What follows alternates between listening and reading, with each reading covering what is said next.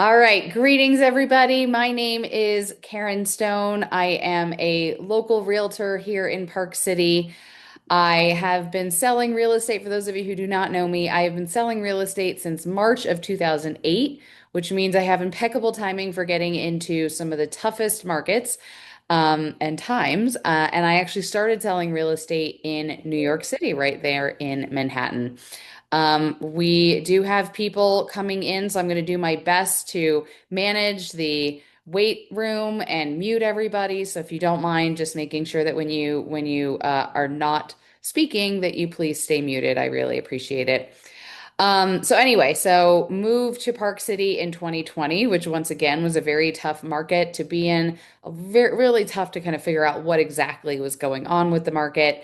And it has been my goal ever since then to figure out the market and to really connect the dots of what's happening on a macro level, from an overall economic level, on a national level, and really try to figure out like how the Park City market works. As many of you know, after COVID, things drastically shifted. And since then, we have been kind of waiting and watching the market come up with its new norms, right? So all I can say to you is in summary of the Q3 market is it's been relatively boring. Things have been relatively stable. Home values have continued to go up, not at the same level as they were during COVID, but still at a really normal level for the Park City market. So I am going to go ahead and share my screen. What I want to make sure I do is if you have questions, please drop them into the chat. I will be checking the chat out and following those. I will do my best to answer them in real time. I might have to delay it until I finish with a slide or finish with a thought, but I want to open this up to you to ask questions. And I will be sharing my screen regarding all the things that are happening on a like neighborhood by neighborhood level. And if you have any specific questions, I'm happy to run searches on those as well. So let me just share my screen and we will get going. So here's a little bit about me. Again, I am an agent at Coldwell Banker here in Park City, and I am also licensed in New York City. So I still sell there as well. Today, we're going to be going over the macro market and the trends, which I think are really important so that people can understand what's going on a bigger scale, and kind of connect the dots with like why, what's going on with our small little bubble here. I'm also going to be talking about the luxury market dynamics. This is something that most agents do not talk about. We're not most people are not talking about what's happening on a luxury level, like what's happening with cars and other goods that people who are generally coming to Park City or who own in Park City are also spending their money on. Then we're going to talk about the Park City micro trends. We're going to break down certain neighborhoods, and I'm going to share with you what's going on in single family homes and condos and land. And I am going to open it up to Q&A. I have found that this Six is, and a half miles. oops, hold on. I have found that this is the best way for me to share. Hang tight. Let me just mute somebody. Mute. Okay. I'm going to do my best to stay on top of that. Okay, so first things first, what's going on? Well, the wind is shifting, and as many of you might be following, the feds have dropped the rates multiple times, including today. So on September 19th, the feds finally, for the first time this year, they dropped the rate by 25 basis points, and today they did the same.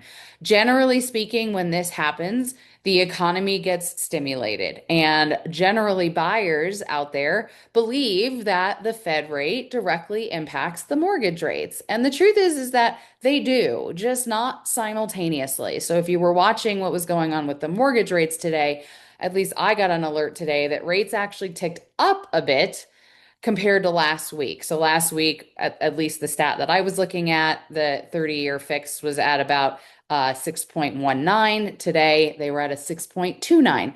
This is very normal. However, the fact that they're even dropping the mortgage rates is also a good sign, and it's giving buyers more and more confidence to get out there.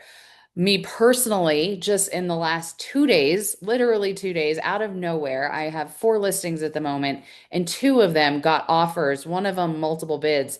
All of them are financing. And on second homes or investment properties, these rates are around 7%. So obviously, at least anecdotally, to me, something is going on, and buyers, as predicted, are finding a little bit more confidence. Maybe they're finally able to actually afford to purchase. So the Fed's dropping the rate is a, it's not an overall great sign, right? Because we obviously want employment to be up, we want inflation to be down, et cetera.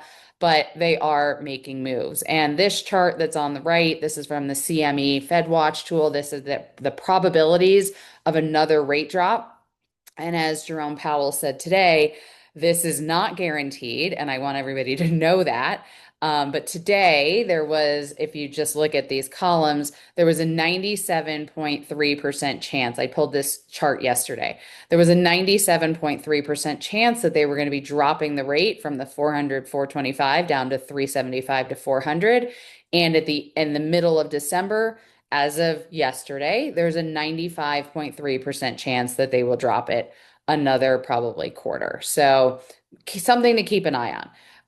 The median house home price for again, this is for year over year, is at 415,000 on a national level, which is up 2.1%. I want you to keep that number in mind. 2.1% was the median home price year over year. And inventory right now on a national level is at 4.6 months. So still tight, but improving. And I'm going to show you proof of that in our Park City market.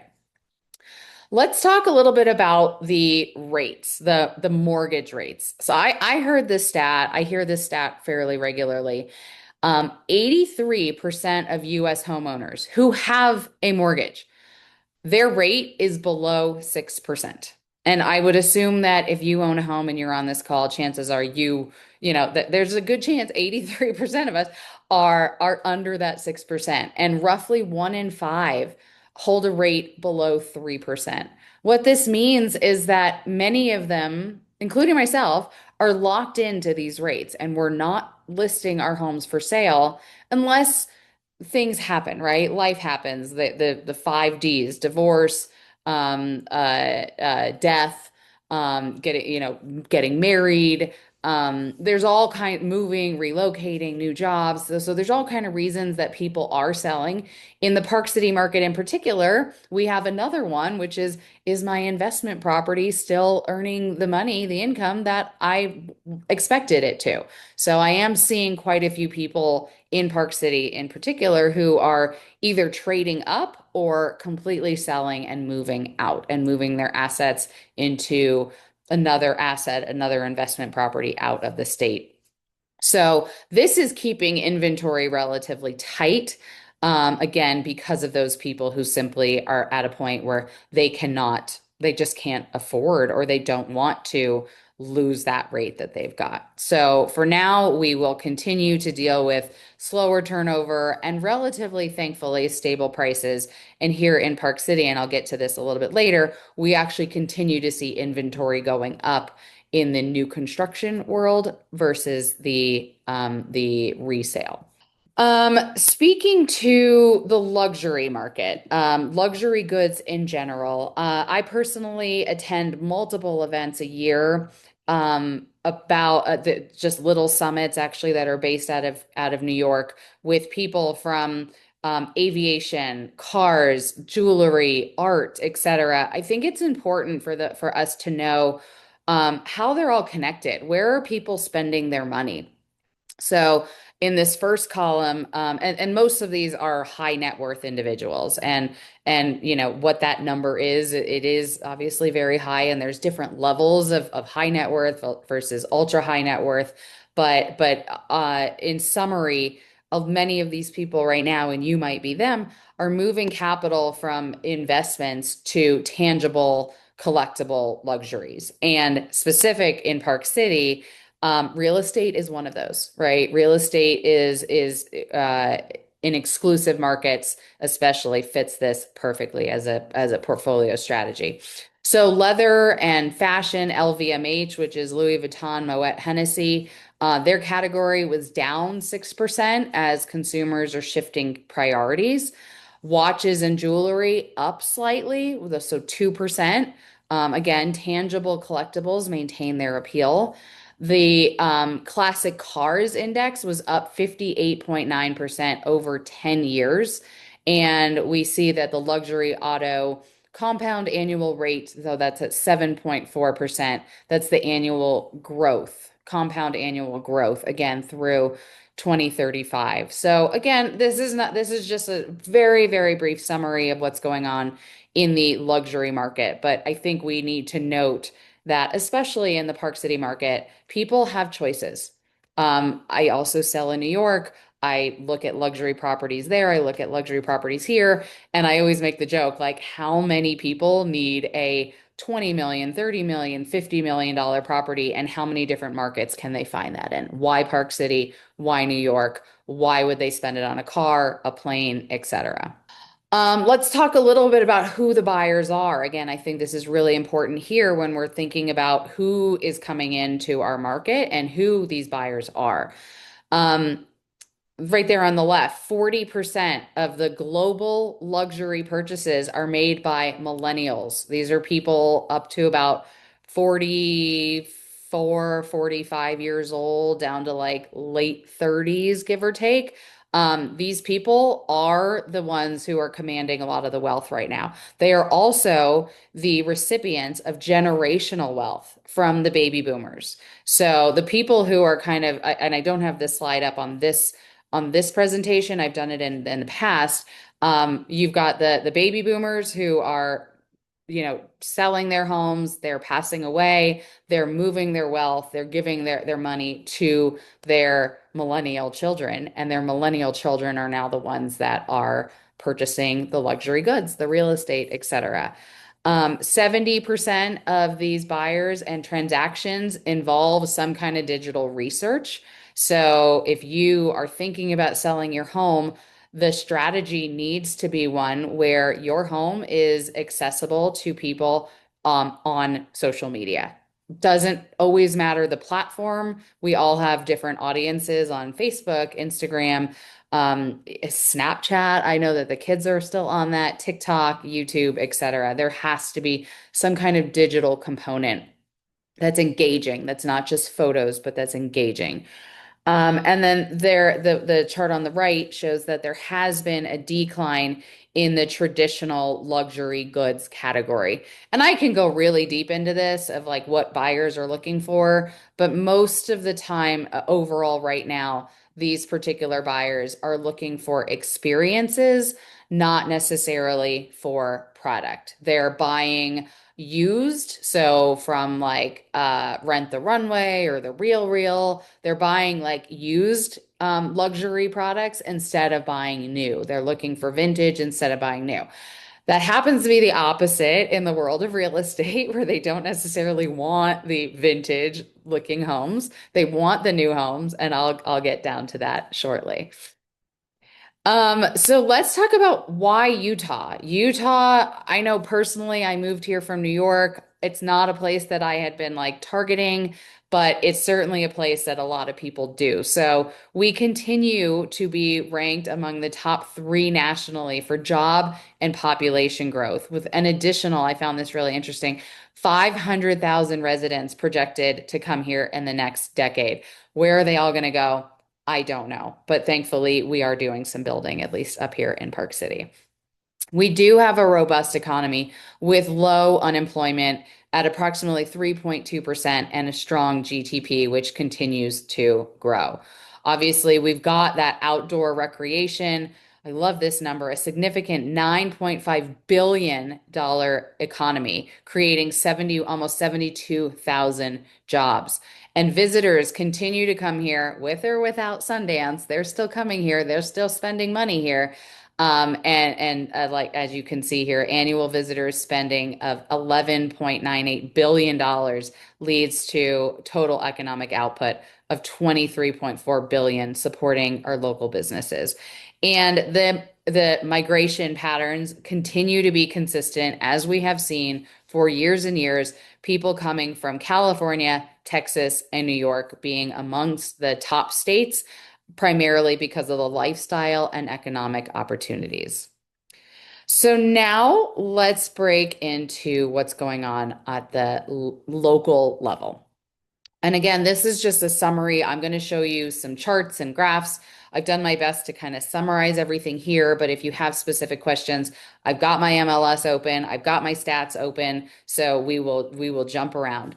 So overall, we have seen sales growth of 6.4%, which is amazing compared to the national average, which is negative 0.2%. So we're actually doing really well here. This is the sales growth. This is the value of our homes continue to go up.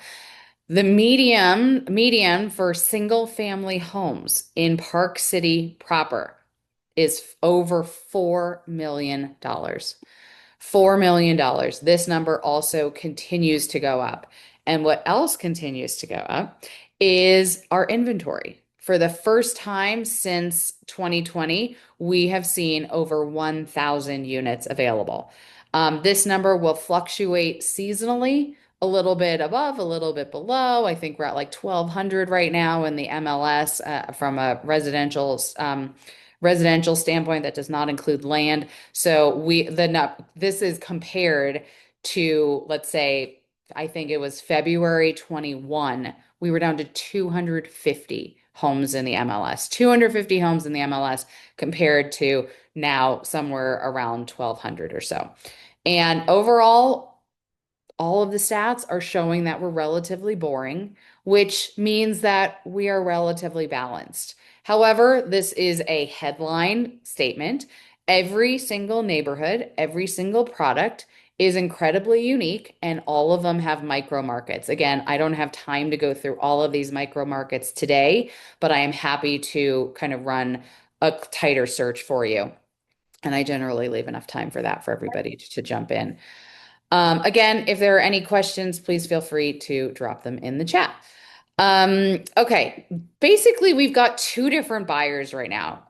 The market is very bifurcated. That is like the word of the day. You've got the luxury buyers in this market at over 2.5 million, and then the conventional market. I know that these numbers, everything is relative, so if you own real estate elsewhere, you live elsewhere, and you're like, oh my gosh, I'm more average. I get it. It's all relative. So overall, in the luxury tier, the sales volume was up 38%. That means the value of the homes that are for sale. Sorry, the number of homes, sorry. The total dollar volume was up 50%. Again, this is quarter over quarter. Cash transactions dominate at 60%. I think when I started doing these calls, we were closer to the 50% mark, but my guess is that a lot of this new construction is being purchased by cash buyers. And so all of that new inventory is now, it's hitting the market. So we're increasing in the inventory, but a lot of that is being purchased by cash buyers. What is the high level breakdown for new build? I will actually share that with you in a couple of slides. And these people are also, for the most part, unaffected by the rate fluctuations. So we still continue to see plenty of sales happening in this general overall price range. In the conventional market, sales are only up 2 to 4% again, this is just as a overall Park City general stat. Rate sensitive buyers are waiting for that 6%. And for those of you who are wondering why 6%, why is that so important? That is the number that has been the average consistently over the past many years, obviously after the 80s, right? When it was, I think my parents got in at like 16%, but 6% seems to be like the comfort point. So the minute we can get below 6%, the buyers will come off the fence. Are they still waiting for 2 to 3%? Of course, they're like wishful thinking. But the chances of that happening again, first of all, that was very rare. And second of all, we were never supposed to be there for that long. That was just not sustainable. So, anyway, getting back to this, in the conventional market, inventory is slowly improving. They have more options. As a seller, you have to keep this in mind that you're not the only one. You might be, depending on where you are, but you might not be the only one. As an example, I have a studio for sale in the Galleria. At the moment, when I listed it, there was one that was pending, and then there was mine. Now, these are small, they're 500, maybe 400 square feet. We listed it at five and a quarter, by far the best deal in the building. And multiple agents came in when I had the broker open house, and they said, "Oh, we're about to bring one on the market." And by the end of like my second open house, I think I had three people say to me, "I'm about to put mine on." Agents, right? Agents on behalf of sellers.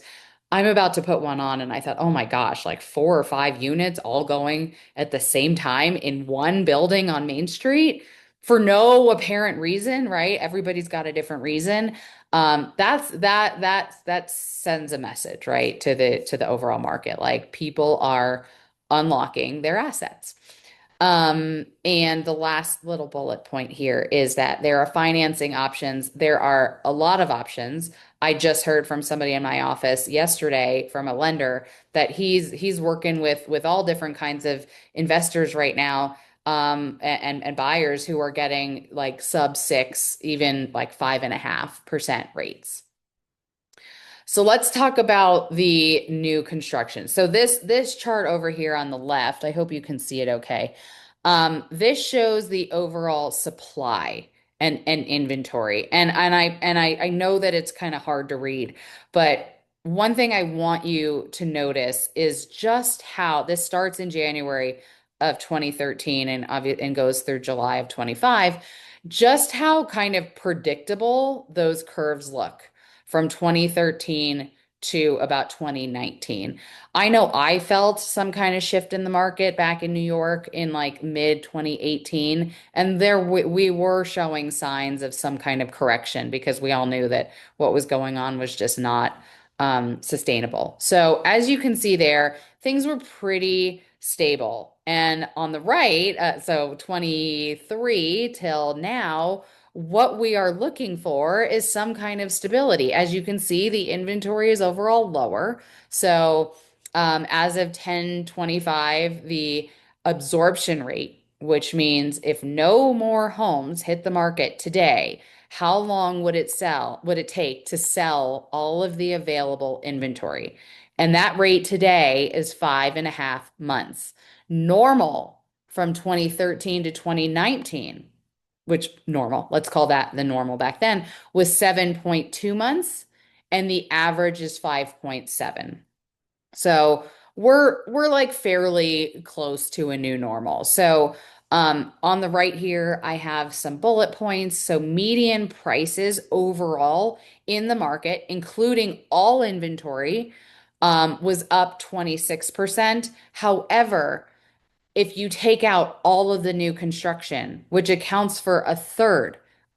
So Becca, to answer your question, accounts for a third of the inventory. We were only up 6.7%. And I have another chart to share with you on that. So without the new construction, take that out, up 6.7%. Again, this is a number that we're actually fairly familiar with.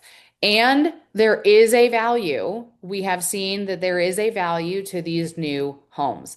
Buyers right now, and this was discussed at the Q2 meeting and discussed at the Q3 meeting for the Park City Board of Realtors, that there are buyers out there, and maybe these are anecdotes. I have to assume that that's all that they are. That agents are working with buyers who are willing to go outside of the ski and ski out properties that are dated to go to the newer properties. For instance, maybe it's in Promontory, maybe it's in the Mayflower, Deer Valley East Village area. They're willing to not walk to Main Street so that they can get something new. So if you're considering selling and you're thinking, wow, I got a great location and every single person who wants ski and ski out is going to look at my home, you know, just know that they want something, most buyers want something new and shiny, and they are willing to give up on the lifestyle. So there is a premium for those homes.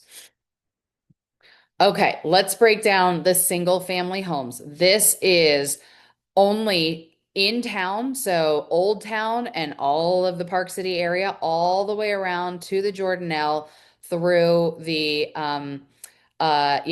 including Deer Mountain and the Deer Valley East Village area. So not Heber, not Camas. So year over year, we saw an increase of 9% of active listings. So 520 active listings with a median price up 6% and the average price up 7. And as you can see, there's a pretty substantial numbers, 2.8 million and 3.9 million. Luxury homes over 2.5 million saw 38% more sales and 50% more volume. Again, we have to, I didn't break this all down with the new inventory, like the new construction, but just figure about a third of that is new construction. The top areas that are ranking the highest in terms of prices continue to be Deer Valley, Empire Pass, and Promontory. And the value plays right now are Jeremy Ranch and Pine Brook, in addition to Silver Springs. Condos, again, the areas from all of Park City, not include and the Jordanelle area, not including Heber and Camas, 370 active units, homes for sale. So that's up 12% year over year, with a median price up 5%, average price up 8%, with a ski in, ski out median at 10% year over year. So clearly, we're not seeing a shift here, right? Like we're not looking down. We're everything appears to be up. With again the high performing areas being the Deer Valley resort areas, Canyons Village, Mayflower, Jordanelle, which is that Deer Valley East Village area, with the value plays being Prospector and Bear Hollow. And I will also point out that Silver Creek Village continues to be a value play as well.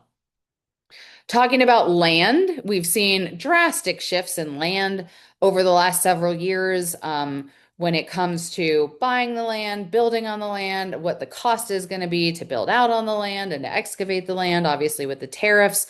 I've kind of been asking around trying to figure out like exactly who's being impacted, et cetera. Who's building spec home versus custom homes.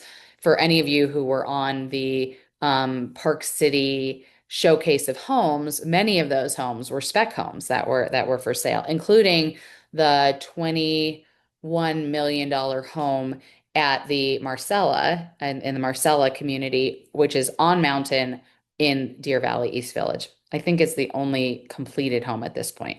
So anyway, so getting back to land, 180 active parcels, so that's down 12%, but the median price, drastic increases here, up 18% year over year, up 22% average, to $2.2 million. That again is a lot of those are in that Deer Valley East Village area. And the average days on market is 165. So again, this chart is showing you everything from a small lot for under 100,000, or not really, under 200,000 in the Summit Park area, all the way up to Marcella and Jordanelle, et cetera. So high performing zones right now are Promontory with 260% increase, 260% increase year over year of land sales. Toohey and Hideout continue to be also high performing areas, with some of those emerging areas being Victory Ranch. Land appreciation, I thought this was an important point. Land appreciation is outpacing built product and the pipeline for the 26 and 27 new luxury inventory. So this just means that there will be a lot of new product coming out. Again, trying to connect the dots. If you're thinking, I might want to sell, I have one of these luxury homes in one of these areas, just know that the buyers might opt to buy that newer, shinier product. So you've got to have something different. I'm going to skip over this chart because it basically is summarized on the other chart.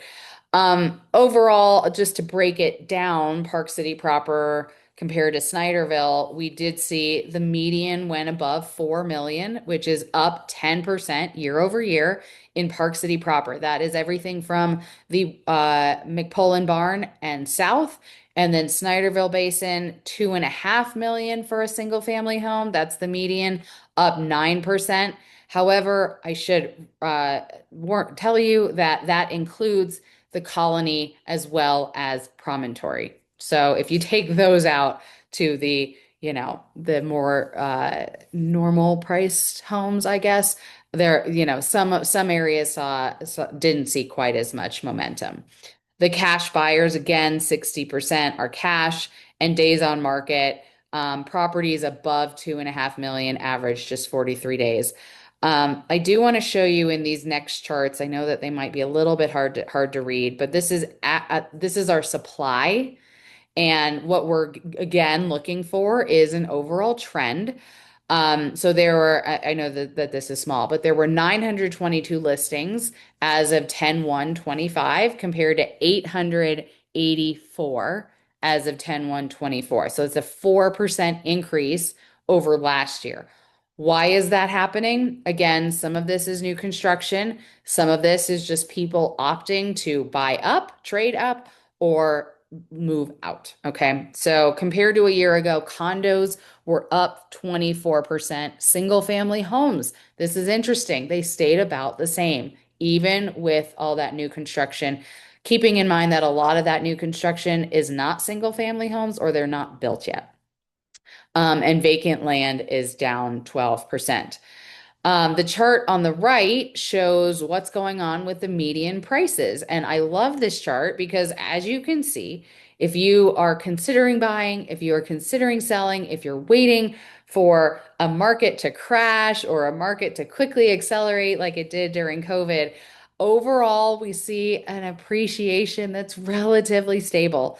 The stat that we've got this quarter was 7.3% annually compounded monthly in an increase of value. So I know that I help a lot of you with your appeals, and some of you are like, my home value went up 20%, 30%. And obviously, for some of you in your neighborhoods, there might have just been more sales. But overall, as Park City, greater Park City, we do see an average rolling trend here. You can see that, some years it goes up a little bit, some it comes down, but overall, it continues to go up.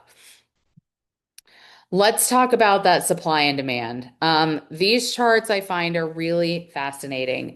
There's a lot of data here, so I'm going to do my best to explain it. But let's start with the areas 1 through 9, which is considered in town. So that's everything from Old Town, Empire Pass, all the way again to the White Barn, so Park Meadows, etc. And I'll break this down for you as we look at the charts. But let's start with condos. So there's four, as I explained before about the absorption rate. How many months will it take to sell all of the existing inventory if nothing else hit the market at all? So overall, 4.3 months. Now we break it down by price. Anything under $2.15 million is the absorption rate is 5.5 months.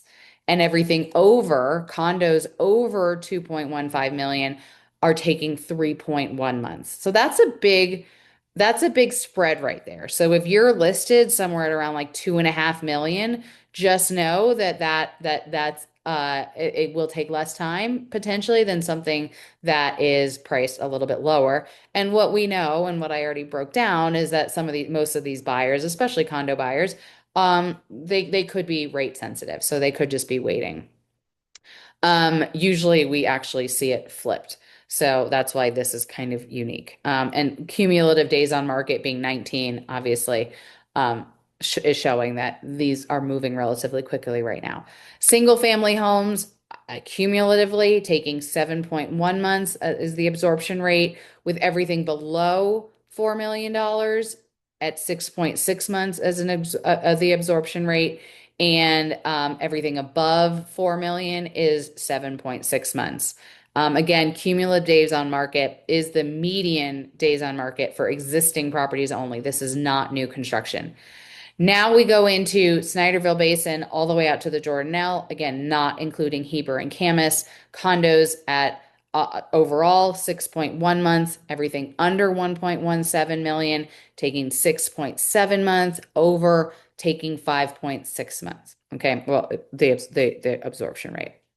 And single family homes overall 6.6 months and below 2.83 million at 4.7 months, and everything above at 8.6 months. So that's a little bit, if you look at these numbers, if you compare single family homes in town versus out of town and condos in town versus out of town, I think a lot of this just has to do with the pricing, right? Like the prices tend to be a little bit lower. There's just more inventory out of town or out, in the basin and in the Jordanelle. So what does this mean to you? So as a buyer, if you are thinking about buying, keep in mind that the inventory is above 1,000 units. So that is a good number. There are options for new constructions. You have choices. The mortgage rates are fluctuating, but they're inching closer to 6%. And you've got really great value in the like, and a lot of new stuff to pick from in the Snyderville Basin and Jordanelle. As a seller, the luxury segment is doing very well. New construction is demanding a premium. Condition is paramount. If you are in a home, especially a luxury home, and you're considering selling, or you're just like considering like what is the value of my home, you have to look at what is the condition. And just so all of you know, putting in a new roof, adding a new air conditioning unit, putting in a new, furnace, whatever it might be, those things, those are maintenance. That is not considered an upgrade. Okay? That's maintenance, not an upgrade. And you have to be strategic with your pricing, especially if you are an older home. And remember that people want that lifestyle. So, what are you going to do to get them to say, I want that lifestyle, even if it means an older home? As a homeowner in general, you're in a great spot. Your home continues to appreciate year to date. We see long-term growth overall. We see modern updates are driving the value, and you've got to know your value. That empowers decisions, and you should be tracking the developments. If anybody here wants me to set you up on alerts each month, you can get Utah. I don't know if you know this, but Utah is a non-disclosure state, which means you cannot go on Zillow or Redfin and see what your neighbor's home sold for. You can see that it was listed, you can see the list price, you can see the price that it was reduced to, but you cannot see the closed numbers. And I do have a tool where I can send you alerts, automatic alerts every single month, where you can get the every month of active, pending, and those closed sales, including the closed prices.